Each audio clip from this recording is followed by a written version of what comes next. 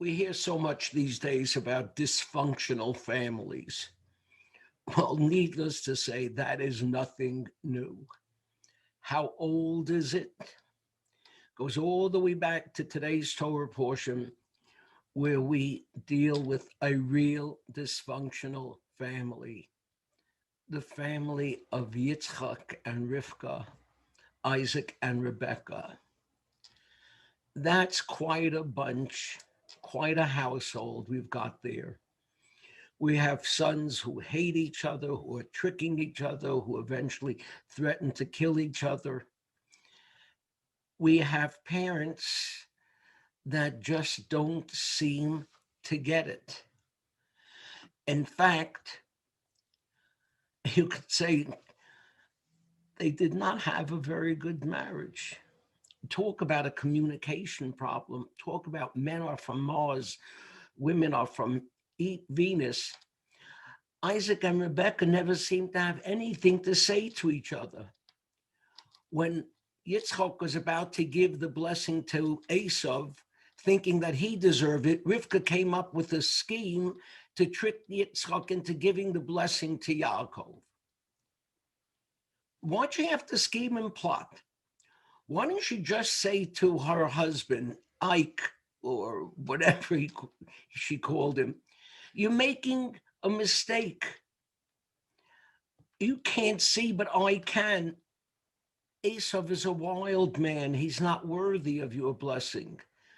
But Yaakov is. But Rivka never says that to Yitzchak. You know why? Well, one explanation is given by the Netziv. The Netziv was Rabbi Naftali Tzvi Berlin, one of the giants of Jewish scholarship and the founder of the Yeshiva of Slobodka. The Netziv says, and I quote, Isaac and Rebekah did not have the relationship that Sarah and Abraham had or that Rachel and Jacob had. When these women had a complaint, they weren't embarrassed to directly confront their husbands. But Rebecca wasn't like that. Says the Netziv, Rebecca was malay busha upachad. She was filled with shame and fear of her husband, Isaac. Wow. She was afraid of him. She never felt that she was his equal, perhaps because she came from another country and spoke with an accent, or who knows why. She wanted him to like her. And so, at least according to Netziv, she accommodated him and didn't speak up unless spoken to.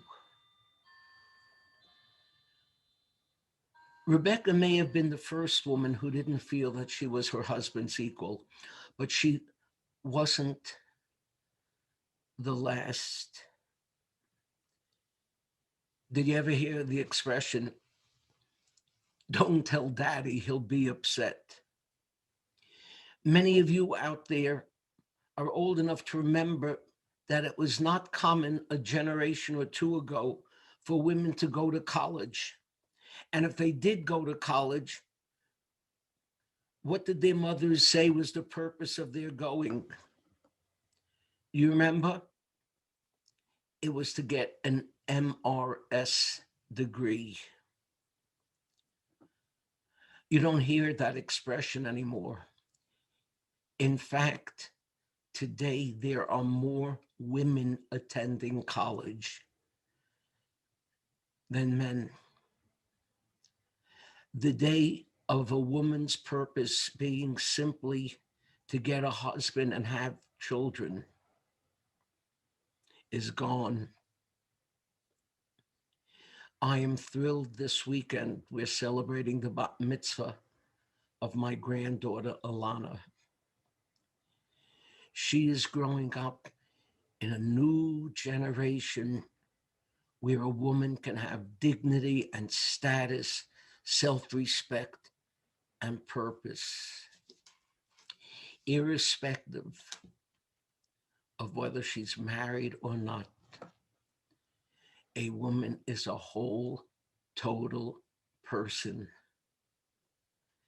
and we are all better off because of it.